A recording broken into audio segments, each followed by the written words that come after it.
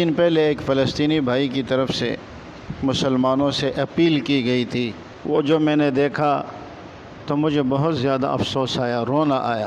اس نے کہا مسلمانوں ہم تم سے زیادہ کچھ نہیں مانگتے، خدا کے لیے ہمیں ایک ایک بالٹی پانی دے دو۔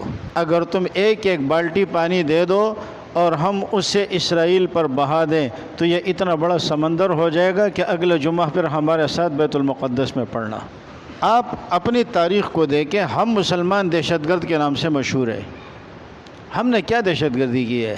آپ دیکھیں افغانستان ایک پٹا ہوا ملک، جب سے میں پیدا ہوا ہوں میں افغانستان کو جنگ کی حالت میں دیکھ رہا ہوں۔ اس افغانستان پر جو سب سے کمزور ملک تھا اور اس پر حملہ کرنا ہے امریکہ بہادر نے، اور اس نے اپنے ساتھ پورے نیٹو کو ساتھ ملایا، سارے یورپی ممالک اس کے ساتھ اکٹھے ہوئے اور انہوں نے افغانستان پر حملہ کر دیا۔